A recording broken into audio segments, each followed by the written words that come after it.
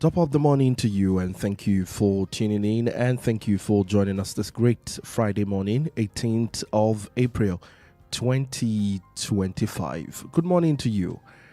Thank you for joining us this morning on Perspectives Unlimited, the program where we go through the top stories making the rounds in our nation, Nigeria. For today, we extract or serve you top stories within the in-depth analysis from major dailies in our nation for today. My name is Ayo Emmanuel-Ojo. While President Bola Tinubu claims his government is implementing new security measures to address the rising insecurity in the country, the recent attacks in Plateau State showed that whatever security measures implemented are not working.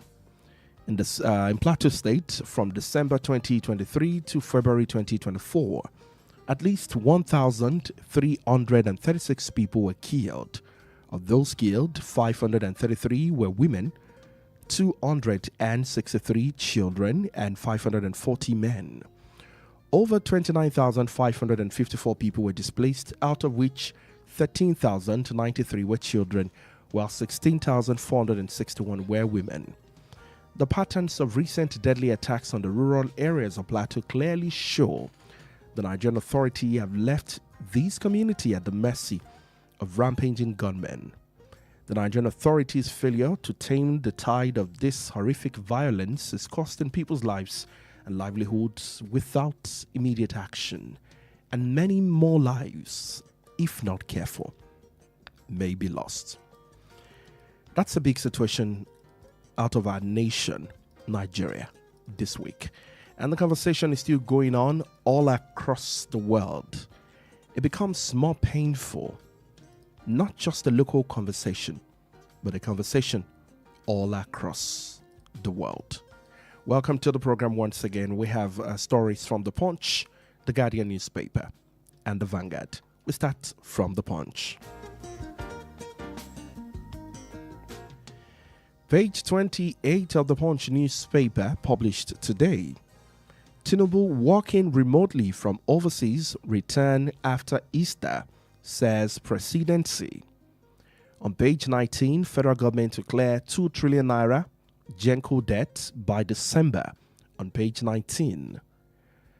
Dangote fuel pricey despite crude oil crash, S&P Global says that you can find the story on page 24. And on page 7, El-Rufai deserves fair treatment after supporting Tinubu, Buhari's ex-minister Shitu explains. And on page 2, epileptic electricity, federal government to inject 1,900 megawatt solar power into grid. The writer says government set 8,000 megawatt power goal by 2027, taps private sector for grid expansion. The story is on page 2. And on page 28, Natasha urges police to restore security as gunmen raid home. Moving on to page 29, emergency Rivers administrator warns mischief makers.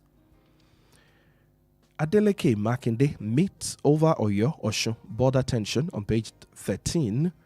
And on page 4 and 5 of the Punch, murder trial, I found a tagger in pool of blood, says Chidima.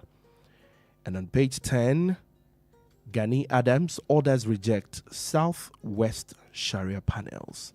You find that on page 10 of the Punch. Let's move on to the Guardian newspaper on page 27. Benue killings, attacks are planned, not random occurrences, says David Mark on page 27. On page 3, Reps alleges security operatives no Plateau killers. On page 3, on the same page, Gencos get 2 trillion pledge from federal government to avert blackout. And to the big story on page 4 and 5, AI threats or opportunities, school teachers cite concerns, search for academic integrity. There's a cartoon right there. Good Friday seemingly sees less crucifixion of Nigeria. It's on the editorial page on page 12. And on page 27, over 1.9 million students to sit for Nigeria's first digital WASEC, which is what we popularly call WAEC, on page 27. On page 7, reps caution against fraudsters as SEC denies registering CBEX. On page 7, Onwoye dumps APC, cites lack of rule of law. Justice on page 28. Presidency replies Atiku Obi, says Tinubu remains at work overseas. On page 6. On the same page, tension persists in Rivers as Tinubu's emergency rule clocks 1 month. Finally, on page 29, investors' confidence in oil, gas sector tied to reform, execution survey finds. And finally, on the Vanguard, federal government to clear 2 trillion naira of 4 trillion naira of Genco's debt. On page 12, NBA slams Rivers administrator over alleged disregard for rule of law. On page 6, gunmen attack Senator Akpoti Uduaghan's country home, damage property. Deep Sea, Ayiri Enemi urges federal government to investigate removal of Ugborodo, other Ishakiri communities. On page 7. Now to a special report on the Vanguard, how bandits, killer herdsmen have impacted farming and food supply. On page 5, the writer says Benue was hit. Gov. Alia laments states can't feed itself. That is in Benue State. I mean, it's shocking when you hear that Benue cannot even feed itself, going by the slogan of the state. As farmers stay away from farms out of fear, courageous ones made to pay levies, and situation responsible for soaring food prices in the nation. On page 9, WhatsApp to cut off millions of Nigerians using old phones. Interesting stuff. And on page 9, Tinubu will return to Abuja after Easter holidays, says presidency. Malami to Al-Mukhara Group, you can't speak for CPC block.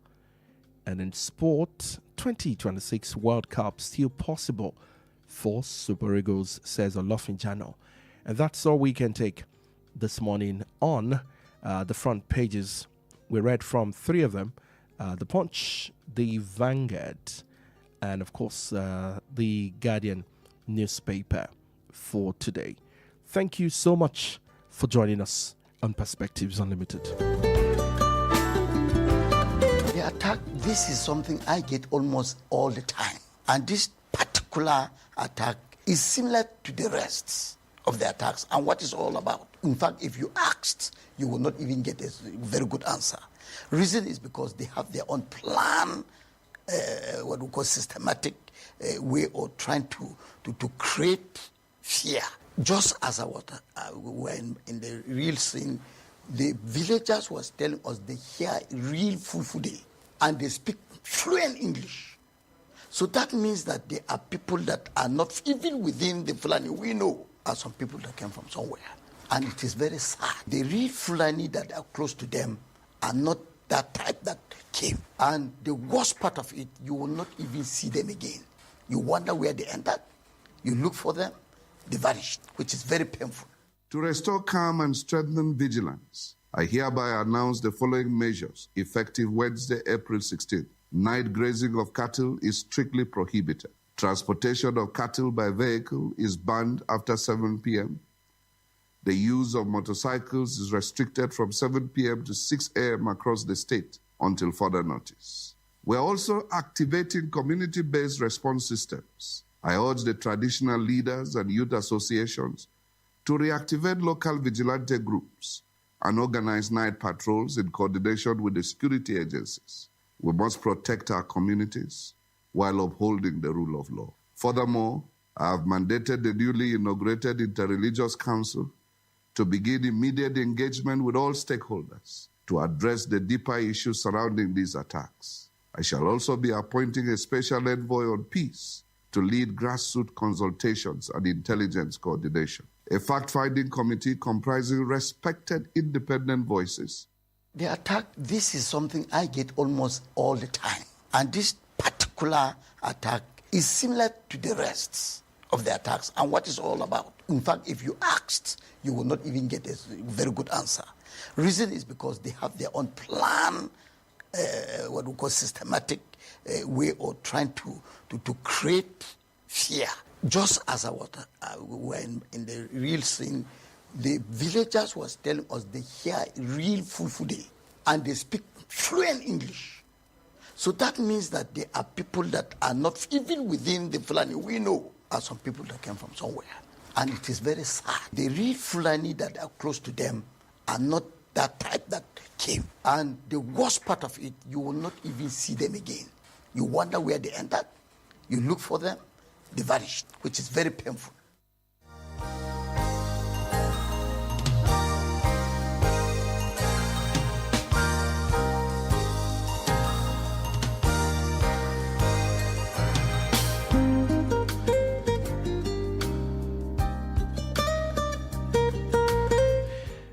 In Plateau State from December 2023 to February 2024, at least 1,336 people were killed. And of those killed, 533 were women, 263 were children, and 540 men. And over 29,554 people were displaced, out of which 13,093 were children, and while 16,461 were women. The pattern of this recent deadly attacks on the rural areas of Plateau clearly shows the Nigerian authorities have left these communities at the mercy of gunmen. Nigerian authorities' failure to tame the tide of this horrific violence is costing people's lives and livelihood without immediate action, and many more may be lost. This is an extract of a press release on Amnesty International's page this morning. Once again, welcome to Perspectives Unlimited. Pastor Lali Kosoni joins me on the show this morning. All right, you're not a pastor, but so I don't mislead our listeners. Good morning. How are you? Good morning, sir. Good morning. Good to hear your voice again. Yes, it's good to hear you. I see you too. Yes. Let's see. I mean, in Nigeria today, or basically this week, as we usually do on Friday, we just kind of scan through the biggest stories of the week. And the Plateau killing is one of a kind. You listened to a while ago, just before my voice came in. You listened to the voice of Senator Pam Danchiang. That's a senator. This particular incident happened in his senatorial district, and of course, right after we listened to the voice of the governor of Plateau State, Governor Mofoyang, who also gave some form of a curfew. And when I listened to the voice of the governor and also the voice of the senator on different platforms, expressing their views, and of course the governor also reeling out a few instructions that people must comply with the state as regards the curfew, it just brings to mind. And reading from Amnesty International again, giving us a figure from December 2023 up until now. And for those who are pretty much more present with news in Nigeria would know that Plateau killing didn't even start in 2023. And this is not the first time we're getting a curfew in Plateau State. And so looking at it, really, the question of if the curfew even work, and is it even necessary at a time like this? Yes, it might be a thing to ensure that people are more stable and emotionally balanced, but it's not the first time we're getting curfew in the States after a major incident like this. Only for the senator to also explain that these people perpetrate this evil act. They disappear and you never find them. Who are these people? Spirits? Where did they come from? He said he spoke in fluent Fufude and in English language. And the people can attest to the fact that the Fulani they live with, they are not anything close to these people. Then who are these people?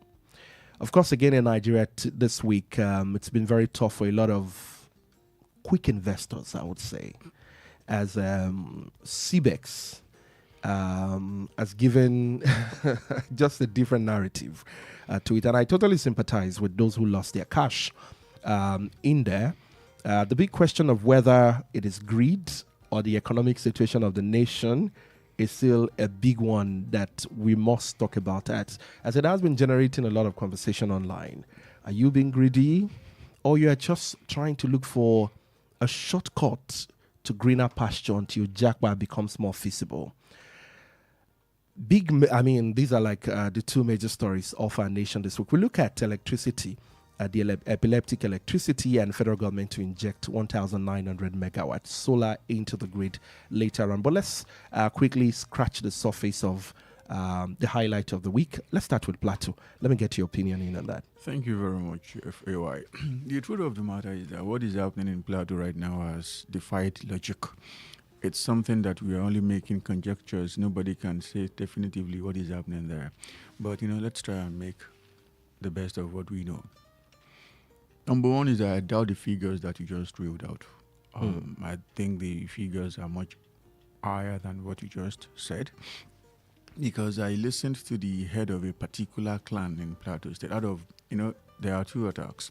The first one last week and another one this week. The first one that happened last week, 20 villages were attacked. And the head of one of those villages said that in his own village alone, over 100 people were killed. So if you multiply that in 20 places, you know what you have. He said in his village, 383 houses were burnt down to the foundation.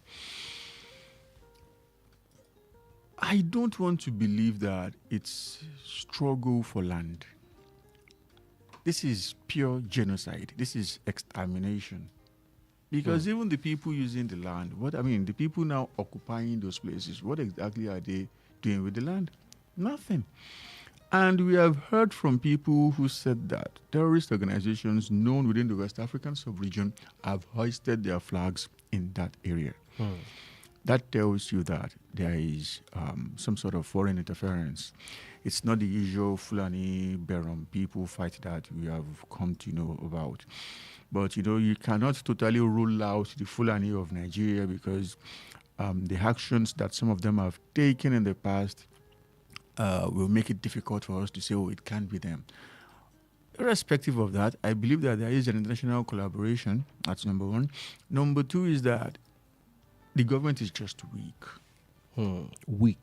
I mean, the senator said only for them to perpetrate this act, and you don't know where. When I said weak, I do not necessarily mean that they do not have the capacity to confront these people. The weakness stems from the willpower to do the job. They are not really interested in doing the job, and there is no way we are. I really sympathize with the governor. He does not control any security agency in Nigeria, not even the man of war. But the president gave him a marching order to go and fix his own. I mean, how exactly do you confront somebody coming with an AK-47 when you are not even permitted to carry pump action? It's not going to work. There is no controversy about the fact that a lot of these people, not all of them, but a lot of them are not Nigerians. The average Fulani person that would do something that crude is not someone you would expect to speak fluent English. I was listening to somebody who, let's make a particular reference to what happened in, they are side by side. It's just like Oyo Ogun. Yeah. Tuesday evening, something happened in Benue State. And it was something of this manner and type. They invaded the local government of the former Senate President and Brigadier General David Mark. Otukpo local government, Otobi community to be precise. 5:30 p.m. 5:30 p.m. They wore military camouflage. They were speaking Fufude. That's the language of Hausa. Fulani people. It's different from Hausa. And they were shooting anything that moved in that community. From 5:30 to 7 p.m., not one person confronted them. And I can tell you, 5:30 to 7 p.m. 1.5 hours. That's a long time. 90 minutes.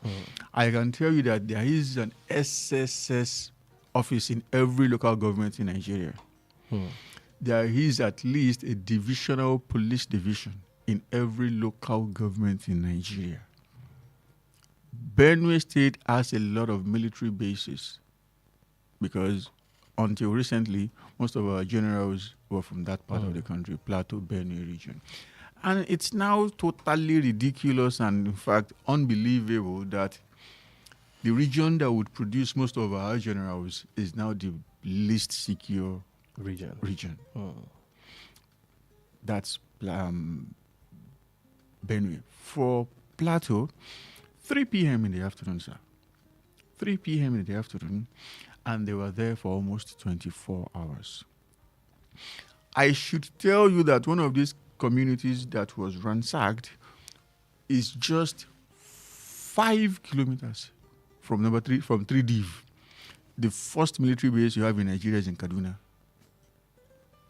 Number 2 is Ojo here in Ibadan. That is the second largest, second most fortified, second most empowered military base in Nigeria. The third one is in Jos, 3 Div. And people were being killed seamlessly, effortlessly, without confrontation for almost 24 hours.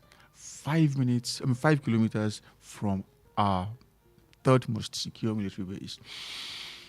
A lot of questions are begging for answers. Too many of them. There is no way you can say that the federal government is not guilty.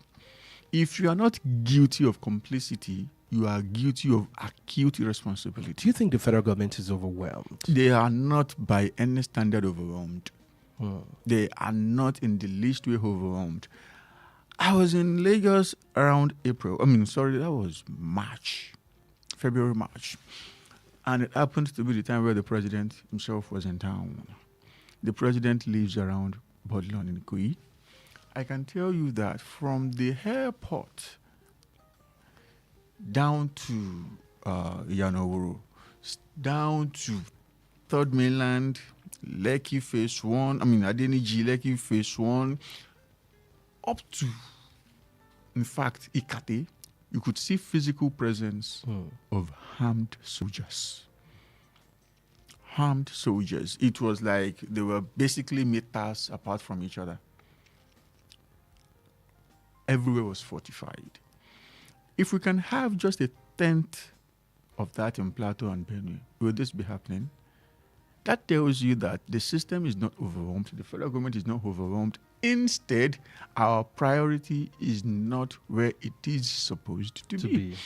And at this particular point, with the fact that it has been happening and rehappening, occurring and reoccurring, I don't want to believe that it's cluelessness or it's irresponsibility.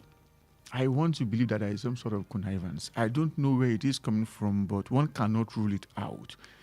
2014, this same Plateau State, there was crisis then. Former governor of Lagos State, now President Bola Ahmed Tinubu, he wrote it on Twitter. It is there. It is still there till this very moment. That when it comes to security in this country, the buck stops on the desk of the president. Absolutely. That then President Goodluck Jonathan should do his job by protecting Nigerians. Today, the same person is the president of Nigeria, and he is giving a direct charge to the governor. That is why I said earlier that I sympathize with the governor. He does not have what it takes to take charge, to take charge. But he is being asked to take charge. To take charge. On the side of the president, that is crystal clear hypocrisy. But if you say connivance, what do you think? I mean, it's very impossible for you to say this is why they are doing this. But of course, sometimes we just want to think about it. What do you think is the goal for all of this? Because again, when I see stories like that, I just wonder, what exactly do you want? The truth of the matter is that I cannot exonerate the leadership of the Nigerian army here. We're talking about the North Central here, but insecurity is insecurity. Let's make a particular reference to Katsina State. During the week, the head of the Katsina Neighborhood Watch, which is their own version of Amatekon, caught an active duty soldier with a large cache of ammunition, bullets, that they believed too well that he wanted to go and deliver those bullets to the bad boys. It's not my words here, it's the words of the National Security Advisor.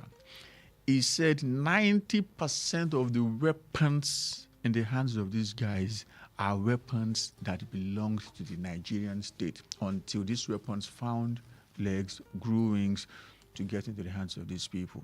What is happening? Who exactly is supplying these people these weapons? That's something we need to talk about. The NSA said it, that if for any reason they catch 10 bad boys, I mean, every assault rifle has its own serial number. They call it beach number. If you extract the serial number and they make their findings, it's always a weapon bought by the Nigerian Army, the Nigerian Air Force, the Nigerian Police, the Nigerian Navy. The question is, how exactly did those weapons get into the hands? All right, big questions to ask the military. Before we take a break at 7 o'clock, I want you to say one or two things about CBEX. Greed or... instead of the economy. The economy, everyone is looking for financial stability. It's everything. In fact, everything. Number one is that people lack financial knowledge. I said it yesterday, I'm going to say it again. The best you can get in a year, the best ROI, returns on investment that you can get in a year is 15%. CBEX was doing 100% per month. Multiply that by 12 months. That is 1,200%. When the average ROI is around 7 to 10, the best you can have is 15. Anybody with an atom's weight of financial knowledge will never go into that. This is not. It's not agenda. Is not changing. That's that. Number two is that our people are greedy. That's the truth. Look at this then. It's always Nigeria and Ghana. Nigeria getting 75% of it. Ghana getting 25% of it. Any major thing of this sort that happens around the world is always in 75% of it in Nigeria. So what is happening about us? It tells you that we are extremely greedy. We like to make money where we have not worked. That is that. Right. And finally, please, before I drop this particular topic, is that the temperature of the economy is too hot. When President Yar'Adua was there, you didn't hear about this. When Goodluck Jonathan was there, you didn't hear about this. Buhari came, we got MMM. Now there are at least 100 or so. Several of them, if you ask me. Right now. The SEC listed 54 of them. And people I still looked for some names and I didn't find them. So there are hundreds of them right now, just to make Nigerians make ends meet, but at the end of the day, it's Nigerians that are being fleeced. So no matter the temperature, please calculate. It's better to have what you have than to use your money to some scammers. All right, still on Perspectives Unlimited. We'll take a break right now. When we come back, we take this to the top story on the Punch. Epileptic electricity. Federal government to inject 1,900 megawatt solar power into the grid. Stay with us. The Financial Services Regulation Coordinating Committee, FSRCC, in collaboration with the National Broadcasting Commission, NBC, wishes to draw the attention of the public to the activities of illegal financial operators, IFOs, which threaten public trust and the stability of the Nigerian financial system. The general public is hereby advised to refrain from dealing with unlicensed financial operators who deceive individuals with unrealistically high investment returns. Verify the licensing status of such schemes on these websites: www.cbn.gov.ng, www.nicom.gov.ng, www.pencom.gov.ng, www.sec.gov.ng, www.fsrcc.gov.ng. To report any suspicions of illicit financial activities, call CBN 0817-665-7060, 0707-338-4828, SEC 0209-462-1168. Announcer, FSRCC.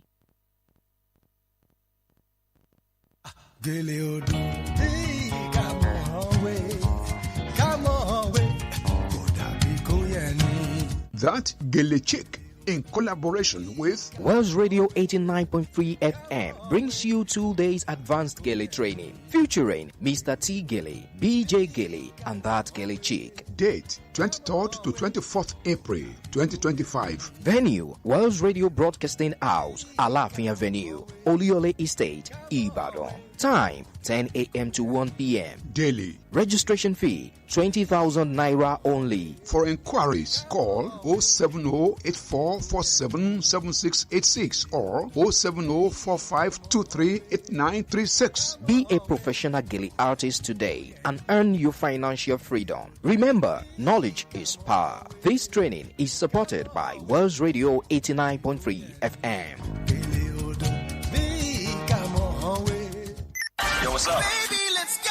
Hey there! Want to stay connected to your favorite radio station? Follow us on social media for the latest updates, entertaining wholesome content, and behind-the-scene peeks. We're on Instagram at Wells Radio 893, Facebook Wells Radio 893 FM fan page, X Wells Radio 893. Follow our WhatsApp channel Wells Radio 89.3 FM. Get a scoop on upcoming shows, giveaways, and events. Also get to interact with your favorite presenters and share your thoughts on our posts and stories. Join the conversation and stay tuned into Wells Radio 89.3 FM, your preferred wholesome radio.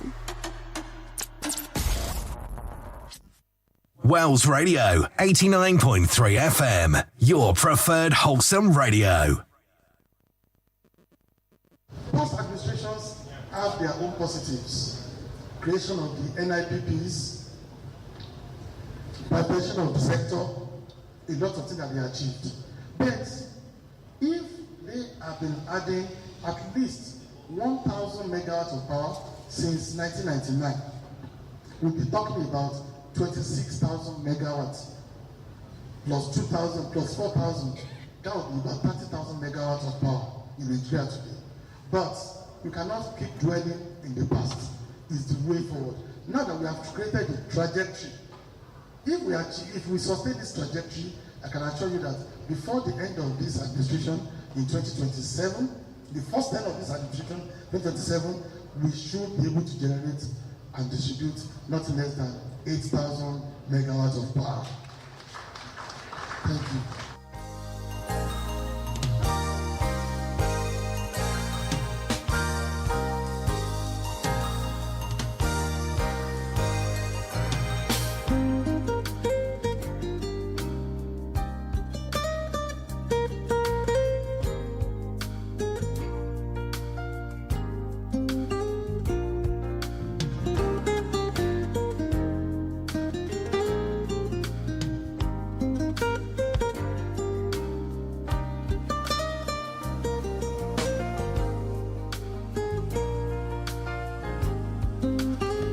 All right, welcome back to the program. This is still Perspectives Unlimited on Wells Radio 89.3 FM. Epileptic electricity. Federal government to inject 1,900 megawatt solar into the grid. The federal government has reviewed plans to construct a modular solar power plant with a combined capacity of 1,900 megawatts for the 19 northern states as part of effort to boost renewable energy and adoption of and expand the national grid. It also disclosed its target to generate and distribute about 8,000 megawatts of electricity before the end of the Bola Tinubu's first term in office in 2027. The Minister of Power, Adebayo Adelabu, announced this during the 6th edition of the 2025 Ministerial Press Briefing Series held on Thursday in Abuja.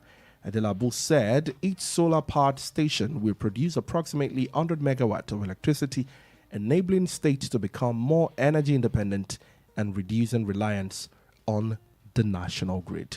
Let me get your thought in on this new initiative. Maybe we'll say new, as solar is not, new to the world. I'm trying to avoid saying Nigeria because it's not as though we're using it optimally. No, but sir, anybody building right now already has a solar plant. Oh yeah, you're right then. That is it. Almost all new homes now have something sleeping on their roof. At the roof, yeah. And the truth of the matter is that no matter the situation, Nigerians should join me in this prayer. Pray not to be governed by people who shoot before they reason. The federal government is coming up with a plan. Do you know the plan? They are banning the importation of solar panel materials. Nigeria is not producing just one slate of solar panel.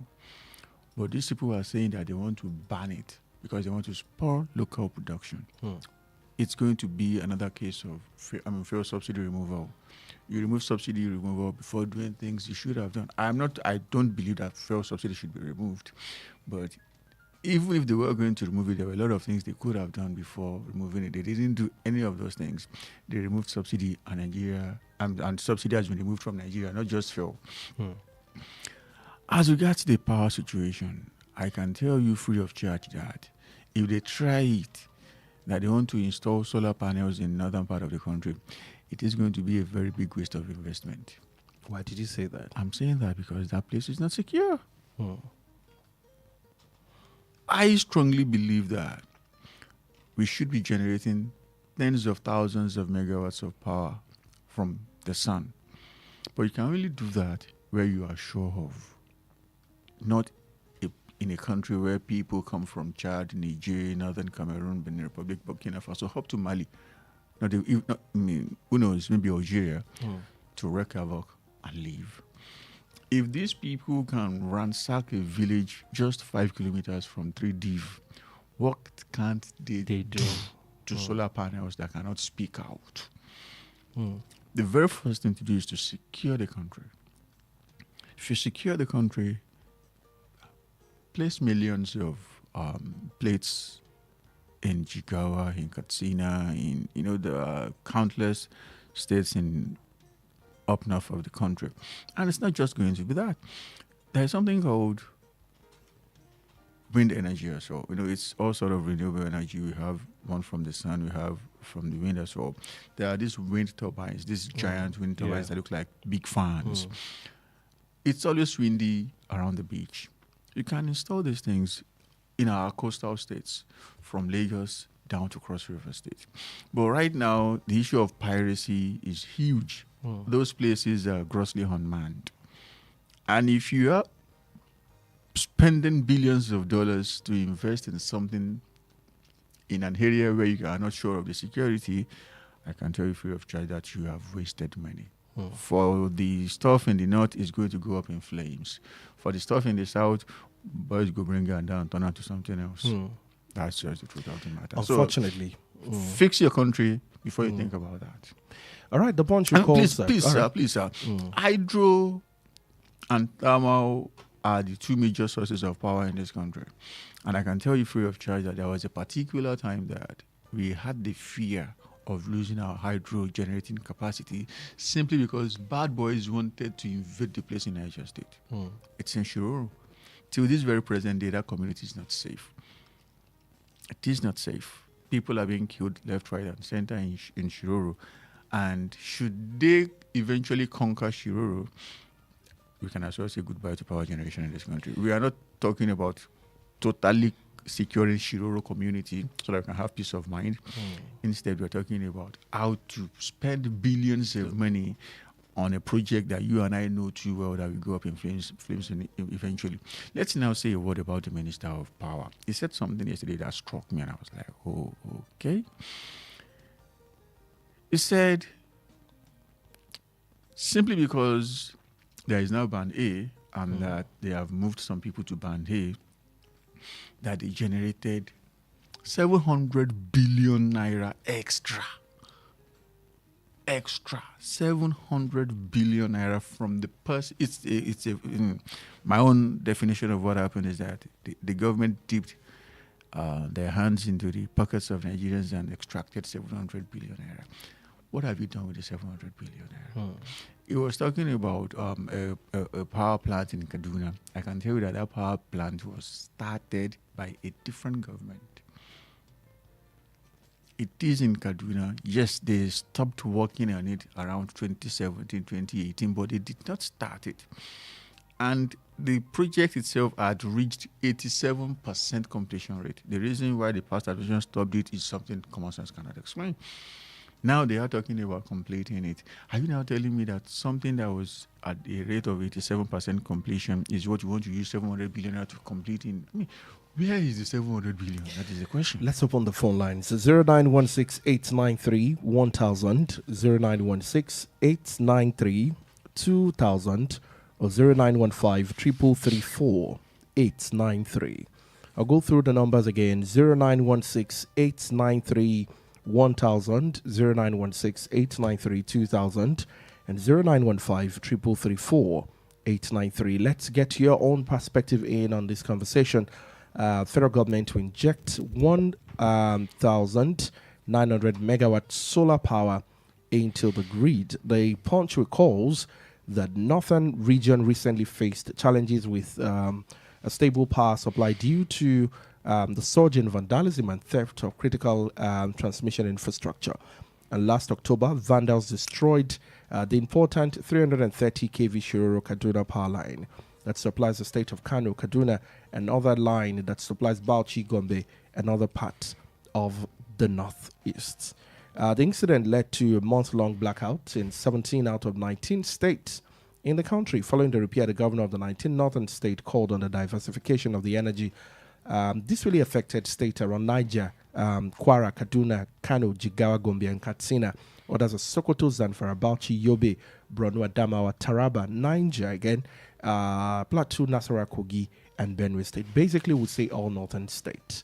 And if this project then, see the light of the day, what is the assurance of security for that project? Is this just going to be another investment going down the drain without Nigerians getting anything out of it? 0916-893-1000, 0916-893-2000, or 0915-3334-893. Hello, good morning. Good morning. Good morning to you. That's Mr. George from Olugweru. Yes, Mr. George. Good morning, Mr. George. How are you today? Yeah. That what struck me most is the narration about how those people operate, speak the local language, and within a twinkle of an eye, they disappear into the thin air. That means that those carrying out the operation are within. They are within because they are not spirits. They can easily be located. If there are really security men who are working with intelligence, who actually want to know those who are devastating the whole of those areas, they will know the people who are really doing what they are doing there now. And also that they are using weapons that are traceable to the military or security men of the government shows that it is people who are known that are carrying out this attack. I think we should stop this thing because it is not giving us any good at all. Thank you.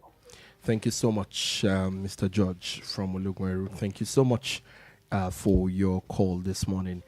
You two can join the conversation either about killings and plateau or related to the power situation. 0916-893-1000, 0916-893-2000, and 0915-333-4-893. Let's move on to another story that seems to be generating a lot of conversation, especially among young people who would love to work remotely but not getting it, around some of the traditional jobs. Tinubu working remotely from overseas return after Easter, says presidency. The president presidency has said the president continues to direct the affairs of the state from Europe despite being outside the country for nearly 2 weeks. It was also said that the president will return to Nigeria on April the 21st after the Easter holiday. In a statement signed by or released by a strategy and information officer and special advisor there, Ayo Emmanuel-Ojo, explained that the president who traveled to Paris to London at the weekend remains fully engaged in Nigeria's governance and is in constant communication with key government officials. The president is currently working remotely and still very involved in the affairs of Nigeria. Should this be a conversation of just the president. How about key government officials, as stated by Bayo Nonuga, that the president is also in close communication with? That should be enough, you think? It's not enough. In fact, it's not close to it. Let's start by saying that how many times, as you heard from the US president, or the French president, or the German leader, that, oh, I want to go to Singapore, I want to go to Hong Kong, and I'll be walking from there. It is shamelessness that will make somebody open his mouth in 2025 and say such a rubbish. It's utter, pure, and undiluted nonsense. You are the president of a country. Your primary responsibility is to be in that country. He has not been at home for almost 2 weeks now, and we can see the level of his effectiveness by saying what is happening in Enugu, Ondo, Plateau, Benue, Borno. In the last couple of weeks, hundreds of soldiers have been killed in Borno State. And again, it's not my words. It's the words of the senator from Borno North and the governor of Borno State. And you are saying that you are working from home. This week, the MBS brought out another statistics showing that inflation is going up. You know, they mysteriously brought it down from 32 to 23 the other time. I mean, it was pure nonsense. As far as I'm concerned, it's still 33. Now it has gone up by over a percentage point again. So we're technically talking about 34% inflation rate now. And the president is effectively working from Paris. It's nonsense, nonsense, nonsense, and nonsense. When he was contesting, was he contesting to be the president of France or the president of Nigeria? I mean, these people should respect us. They should learn to respect us, even if a little. Because if they have an iota of respect for us, they won't be saying something so annoying, something so dumb. I mean, it's annoying. It's getting me hungry.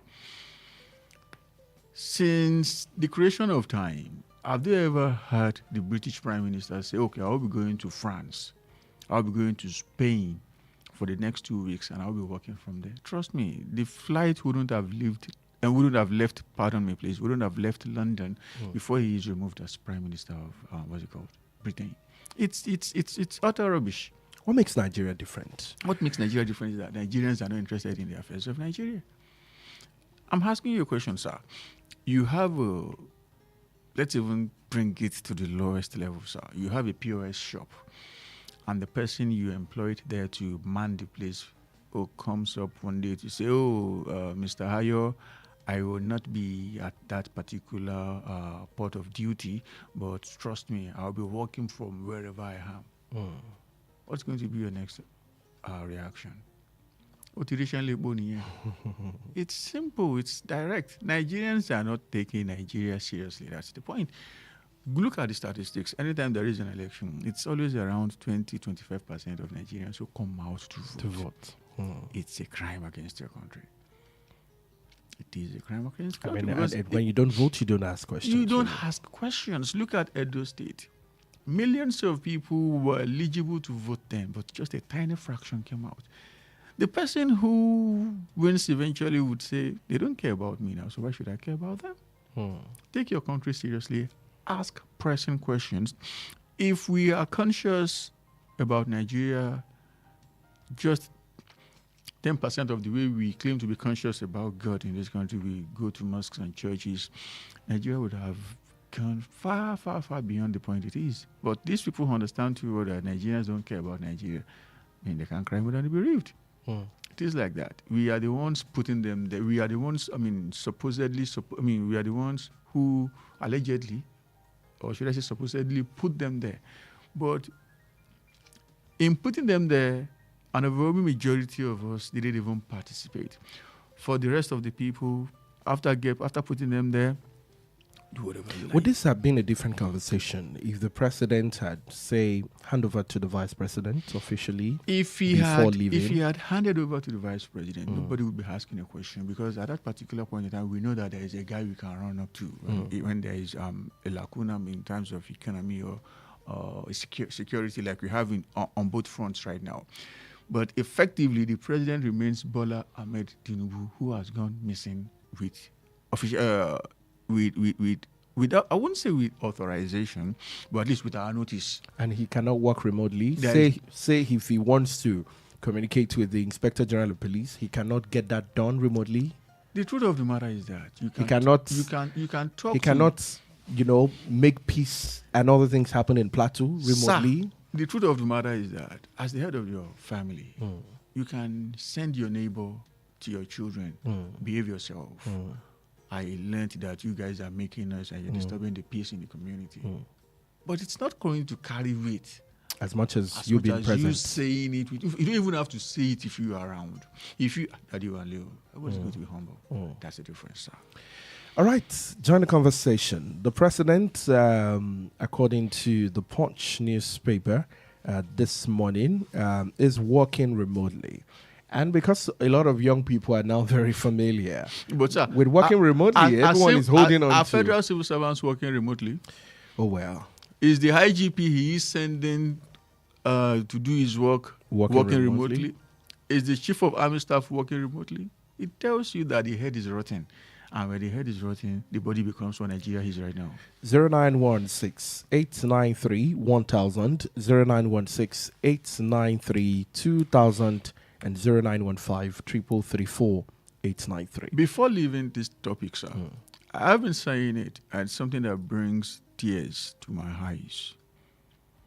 As ineffective as Buhari was not as bad. I can remember when there was something of this nature in Plateau and Benue State then. Buhari, first of all, mandated the Inspector General of Police to go to that place and stay there permanently. Which he didn't do. All right. I do not understand to this very present day why Buhari didn't sack that guy at that particular moment. That's number one. Number two, Buhari went there personally. He was in Benue, he was in Plateau. Though the reception was very cold, but at least they saw him. This is our president, and he has come here to show that the federal government is with us. You are not even in Abuja, you are in France. All right, let's go to Benue State because of our time. We have less than 6 minutes to go on the show. How bandits kill our herdsmen have impacted farming and food supply. Hunger might be knocking. As even Benue cannot even feed itself. The food basket of the nation. The food basket of no the longer nation. feed itself. What a twist. Residents of the 19 northern states of the country are predominantly farmers who now, who produce crops such as yam, maize, millet, rice, potatoes, onions, pepper, and melon, among others at large scale. This farm produces most, they plant all around the year. But the substance of this now endangered by high-level banditry, insurgency, and herdsmen killing that currently face states in that part of the country where farming is the main occupation in Benue. What's the way forward if the food basket of the nation cannot feed itself? I mean, maybe now I understand why you think Mr. President should be more available. Let's get this call in. Hello. Good morning, Mr. Ayo. Good morning, Mr. Gbenga. Good morning. Is hunger not looking around already? Is hunger not already looking around? See, this is just a tip of an iceberg.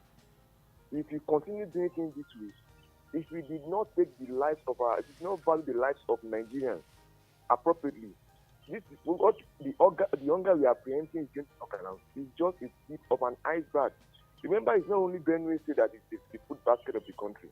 We have some other states who are ardent farmers, and they are having security in their various states. See, if this is not properly checked, if the federal government is not being proactive enough, if our security agency, if they are not much proactive enough, I'm telling you, it's just a matter of time. It's just an ill wind that will soon blow. And I'm just hoping that the government of the day will realize this fact and work accordingly. Mr. President has been away to France for over 2 weeks now, or thereabout now, or close to. I think as a matter of urgency, what is he doing in France? If France has not kept their company safe, if France has not kept the security of their country or their country safe, will he be in France now to tell us that he's having a work there in France? If France to Batule want to, will he go there and say he wants to go there? I think as a matter of urgency, If he has the interest of the masses and act, he's supposed to have returned back to the country ASAP to address the lingering crisis we are having. Even if people are saying you can work while you're in France, you can just do video call, whatever. Can video call be equated to him being on ground optimally? Even his presence, if his presence alone, if he should go to Benue and whatever you should say, Borno or whatever, just on the visit, I'm telling you, it will be it will go a long way. I think Mr. President has to come back to the country and face the challenges that is deving us in this country as a matter of urgency. Thank you very much. Thank you so much, Mr. Gbenga. Thank you so much for your call today. Let's talk about your thought on the food basket of the nation quickly. The region is going. I pray it's not gone, but it is going. We need to act fast because a lot of our yam, a lot of our potato, and I think pepper is gradually getting expensive now. Not gradually, sir. Right. I was in the market yesterday and it was as expensive as the high. It's something else. And most of these things come from that part, part of the country. Yeah. Please, the president needs to. We don't need palliatives. We are not beggars. Just stabilize the system and let us do what we have to do. A lot of us are farmers. We know how to get things out of the soil, but that can only happen in a place where you have peace of mind. A lot of us have been paying levies to the bad boys. Oh, let's see if we can get this call in a moment. Hello, good morning. Yeah, good morning. This is George calling back. All right, Mr. George, in 1 minute. You see, everything that the government is doing is following the same pattern. Just like the last caller said, where is the proceed? Where is the result of the work he's doing in France today being felt? Is the result they are getting, is it in France or in Nigeria? Because we are not seeing anything here. If you come back to Nigeria and work, because what is pulling him out of Nigeria? Is it the security? The insecurity that he is unable to control, that is making him to go there to work, or the people that he is having around him, is he afraid of them that he cannot work with them when he's here? He should come back to Nigeria. If he is not doing his private business there is no need for him leaving Nigeria to go to France to work for Nigeria. Thank you. Thank you so much, Mr. George. Thank you for your call this morning. And that's all we can take on the program today. Thank you so much for your time on the show today. It is always an honor to be here. All right. Just the day before yesterday, I watched a video on YouTube by a creator, the current situation of Obudukatu Ranch. And I remember it, and I think you made reference to it last Friday. And it's an eyesore. It is. What's the conference center? Has become. What the presidential villa? This building is apart. And I wonder if the president wants to go on holiday. This is just one of several resorts in Nigeria where the president can go to and the economy will be trapped in. That is it. And everything will grow. The place wherever the president is staying right now is going to be shiny because they are getting patronage. I can tell you free of charge that the type of facilities that you have there can be in this country, but it will never be in this country simply because there is no patronage. That's the point. The president can actually make a U-turn, and I won't have any problem. I won't complain if the president comes up tomorrow to say, I want to be touring every resort center in Nigeria, because you are building the hospitality industry, and it's a country that it's an industry that can generate trillions of naira, if not dollars. All right, thank you so much. But what becomes of it without security? Thank you so much for joining the conversation. Up next is AM Sport. Lizette is right in the studio. God bless you.